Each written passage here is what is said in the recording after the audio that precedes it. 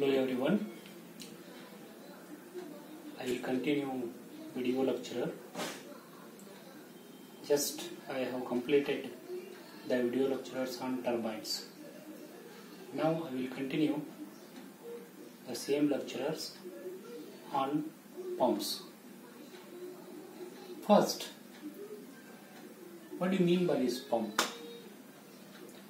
Every day we are using the word pumping the water. Means what? Why to pump the water? What is the need to pump the water? For example, we are getting the water from the dams for our domestic use purpose. How to bring the water from the dam to our place where we require? Through the pipeline, we can bring the water. Water has to flow in the pipe. To flow that water in the pipe, it required a kinetic energy. Then only it will move in a pipe and it will reach from dam to our lake or somewhere where that water sources are there. From that water source to where we are using that, utilizing that, in that place it will comes. When that water has a kinetic energy in a pipe, in a particular pipe. So one thing, when the water will move at a certain distance, means because of its kinetic energy or a pressure energy is converted to kinetic energy, the water will move at a certain distance, then it will stop somewhere. It will stop somewhere means now it is not having energy to move here. So we need to move it, because if you want to move water for 10 kilometers, 20 kilometers, after 5 kilometers that water will stop.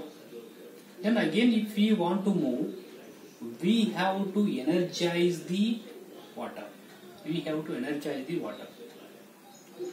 We have to energize the water means we have to give some energy to the water.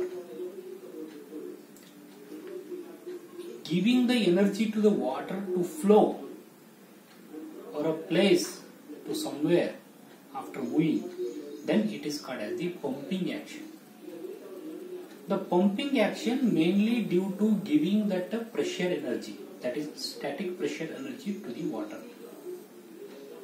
So next the question arises here now, how to pump it, how to energize it.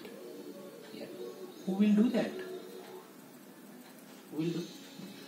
Pump will. Pump is a device which will do that pumping action. Means in our house, water is at the sump, means at the ground level. If we want to lift that water to a certain height, through the pipe, if you want to lift it, then we are using the pump. The pump will lift that water by giving the energy as a static pressure energy to the water. It will lift that water to a certain height where we require it. Then as and when we want, we can use that water from the overhead tank where we have lifted. So therefore, the pumping the water, energizing the water from one place to another place, storing the water at a elevated height for future use, for day-to-day use. For that, the device pump is very much necessary. That is a mechanical engineering element, very much helpful. Not only in a domestic purpose, in industry you take, in hospital, aviation, any field if you take, the pumps are required. So therefore, today we will take that pump. What is this pump will do? Pump will, that means it will energize the water. It will utilize to lift the water at a certain height. How to purchase the pump? How to purchase the pump? Some specifications are there here. Specifications by which we can purchase.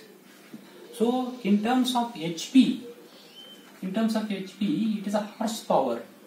It is horse at a power here.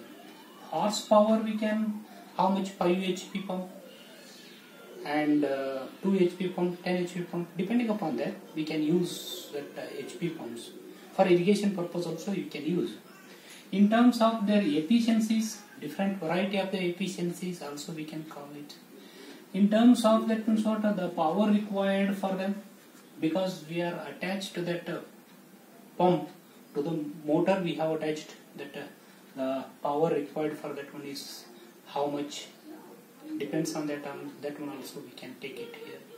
And the discharge Q, that is a discharge is how much, based on that also that means we can purchase that pump. Likewise specific speed, the speed is there, that is a specific speed is also there here.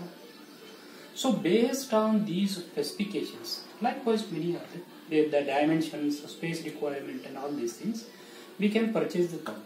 These are the specifications of the pump. Next one is how these are classified, that is the classification.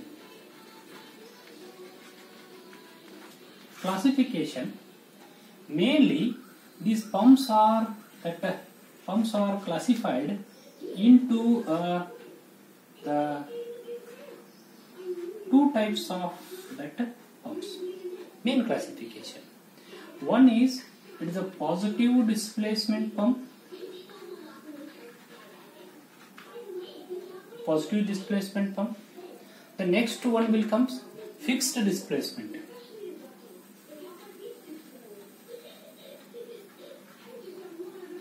Fixed displacement, sometimes it is also called as the rotodynamic pumps. Rotodynamic pumps. Positive displacement pumps, again we can classify into two types. One is in our this one of syllabus. One is a single acting pump,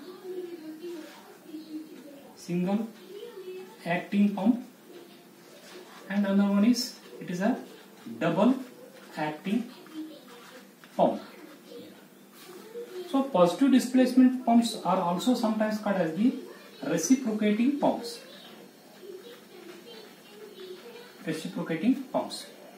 Fixed displacement or rotodynamic pumps, sometimes these are also called as the rotary pumps. These are rotating in a circular fashion. That means these are rotating here.